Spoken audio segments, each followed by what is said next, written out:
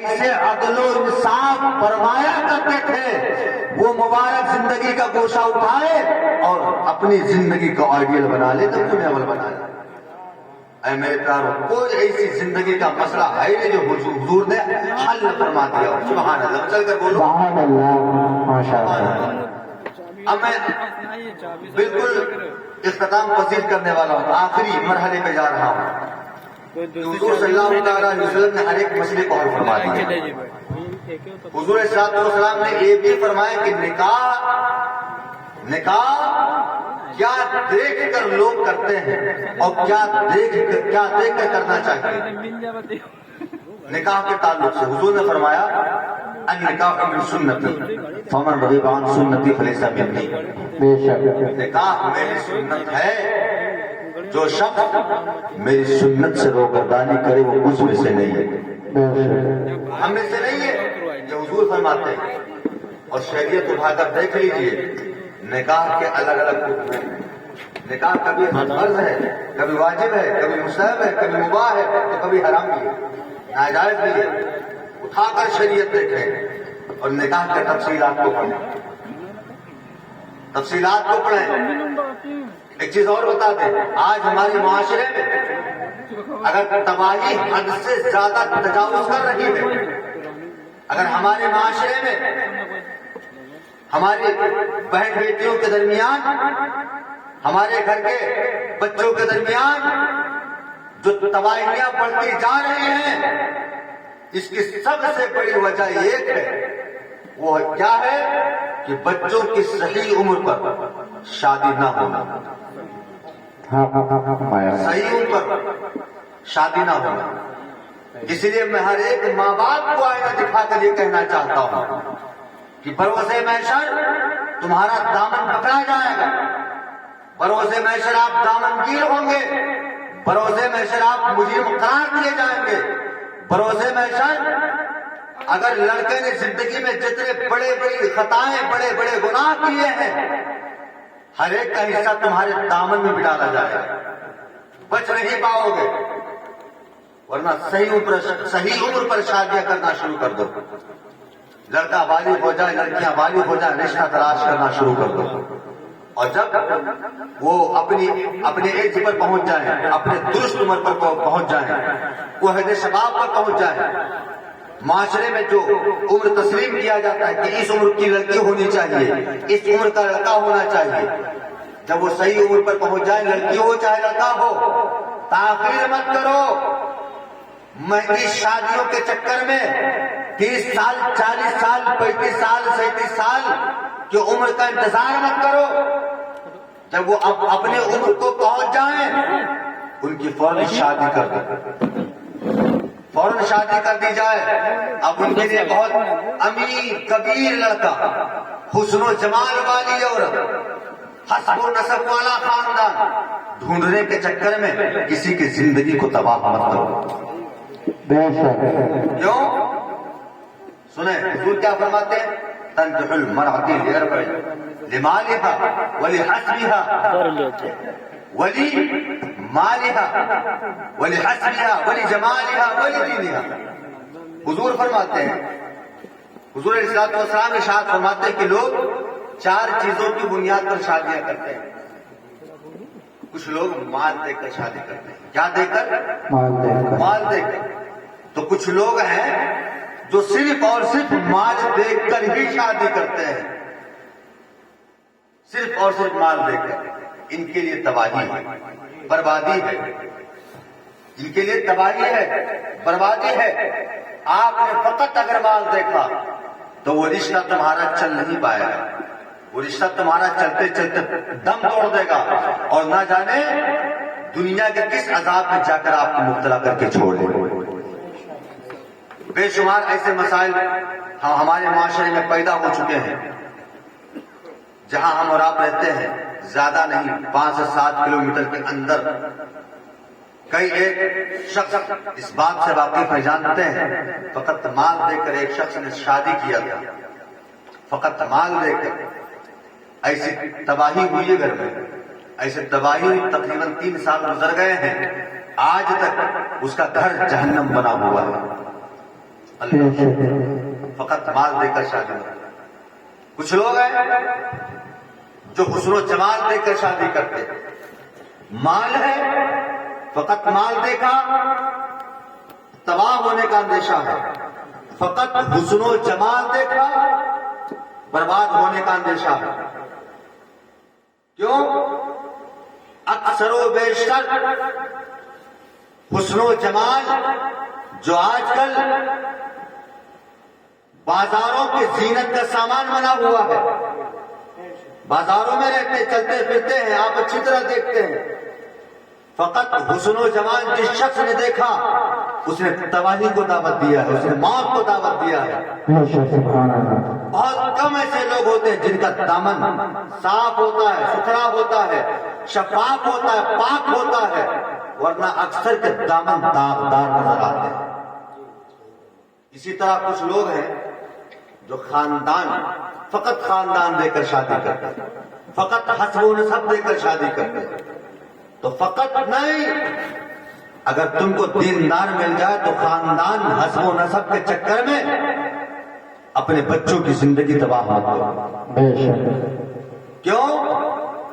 شادی کے لیے اگر کوئی پٹھان چاہے شیخ میں شادی کرنا کر سکتا ہے، اگر کوئی انصاری صدیقی میں کرنا چاہے کر سکتا ہے، اگر کوئی رائنی حلوائی برادری میں کرنا چاہے کر سکتا ہے. ہمارے علماء سے پوچھیے، کر سکتا ہے. شریعت میں اس کا کوئی عمل دخل نہیں، کوئی روک ٹوک نہیں ہے، بالکل کر سکتا ہے، بالکل کر سکتا ہے، اجازت ہے. شریعت کی جانب سے کوئی روک ٹوک نہیں. ہاں اگر دیکھنا ہے تو یہ دیکھو کہ وہ ایمان والا ہے کہ نہیں. بے شک برادری نہیں، ایمان والا دیکھو. بے شک وہ مصطفیٰ جان رحمت پر درود و سلام پڑھنے والا ہے کہ نہیں ہے. بے شک پیارے آقا کے علم غیب کا ماننے والا ہے کہ نہیں ہے. وہ پیارے آقا علیہ الصلوۃ والسلام پر دلوں کا نذرانہ، جانوں کا نذرانہ پیش کرنے والا ہے کہ نہیں ہے. اگر دیکھنا ہے تو دیکھو مسلک اعلیٰ حضرت کا ماننے والا ہے کہ نہیں ہے. سبحان اللہ. یہ دیکھو غوث و خواجہ رضا غازی کا گن گانے والا ہے کہ نہیں. یہ دیکھو.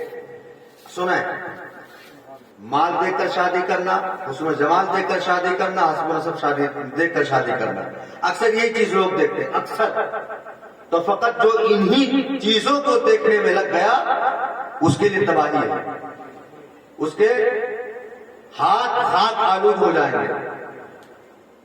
آقا کیا فرماتے ہیں؟ کچھ خوش نصیب لوگ ہیں، کچھ خوش نصیب لوگ ہیں. فَاظْفُرْ بِذَاتِ الدِّینِ، جھوم کر بولو سبحان اللہ. کچھ خوش نصیب لوگ ہیں جو دینداری دے کر شادی کرتے ہیں. کیا دے کر شادی کرتے ہیں؟ دینداری دے کر شادی کرتے ہیں. میں یہ نہیں کہتا حسب و نسب نہ دیکھو، حسن و جمال نہ دیکھو، مال و منال نہ دیکھو، دیکھو لیکن فوقیت تمہیں دینداری پہ دینا ہے. جس کے اندر دینداری ہو اسی کو فوقیت دینا.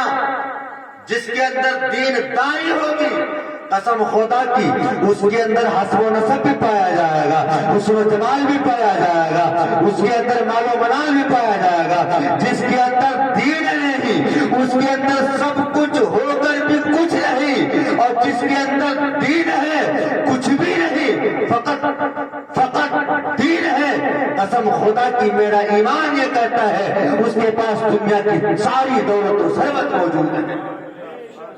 جو مصطفیٰ کا غلام ہے اس کے دامن میں ساری نعمتیں موجود ہیں، ساری نعمتیں موجود ہیں. اے میرے عزیزوں، آج کل شادیوں کو بہت مہنگا کر دیا گیا، بہت مہنگا کر دیا گیا. یہی وجہ ہے کہ چند ایسے گھرانے ہیں جہاں پر بیٹیاں 30 سال کی عمر کو بیٹھی ہوئی ہیں، 25 سال کی عمر کو بیٹھی ہیں، 32-35 سال کی عمر کو بیٹھی ہوئی ہیں. ابھی میرے پاس 2 روز قبل فون آیا تھا باندرا کی سرزمین سے. سن 18 میں میرا جانا ہوا تھا. الحمدللہ کچھ قاری مشرف صاحب قبلہ الحمدللہ اچھے عامل ہیں، ان کے قدموں کی برکت کی صحبتیں ہم کو ملی.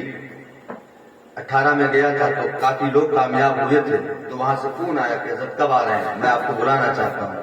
میں نے کہا وجہ؟ تو یہی وجہ سامنے آئی 32 سال 35 سال 37 سال کی عمر کو پہنچ گئی، رشتہ نہیں ملا۔ اللہ اللہ، اس کی کئی وجہ ہے، جو چند وجہ تو آپ سن چکے ہیں، اور ایک وجہ یہ بھی ہے کہ شادیوں کو مہنگا کر دینا، مہنگا کر دینا، شادیوں کو اس قدر مہنگا مت کرو۔ حضرت بس یہ آخری جملہ ہے، سہل بن سعد رضی اللہ تعالیٰ عنہ فرماتے ہیں کہ ہماری موجودگی میں حضور صلی اللہ تعالیٰ علیہ وسلم کی بارگاہ میں ایک عورت آئی، اس نے عرض کیا یا رسول اللہ علیہ السلام، میں اپنے آپ کو آپ کے حوالے کرتی ہوں، جیسا حکم چاہے فرمائیں، مجھے منظور ہے۔ آقا علیہ الصلوۃ والسلام توقف فرماتے ہیں جب تک کہ ایک صاحب رسول عرض کرنے لگے یا رسول اللہ علیہ السلام، حضور اگر آپ کو حاجت نہ ہو تو اس گنہگار کو عطا فرماتا، گنہگار نکاح کی خواہش رکھتا ہے۔ میرے آقا علیہ الصلوۃ والسلام ارشاد فرماتے ہیں کہ تمہارے پاس مہر دینے کے لیے کیا ہے؟ کیا ہے؟ کہا کچھ نہیں ہے۔ آپ فرماتے ہیں جاؤ اپنے دوستوں کے پاس لے کے جاؤ، دوستوں سے لے کے آؤ۔ وہ دوستوں کے پاس جا کر واپس آیا، آقا فرماتے کچھ ملا؟ کہا قسم خدا کی یا رسول اللہ کچھ نہیں ملا۔ آپ فرماتے جاؤ کوئی انگوٹھی لے کر چلے آؤ، وہ پھر گئے واپس آئے، حضور فرماتے کچھ ملا؟ انگوٹھی ملی؟ فرماتے نہیں۔ میرے آقا علیہ الصلوۃ والسلام ارشاد فرماتے ہیں کچھ ہے تمہارے پاس؟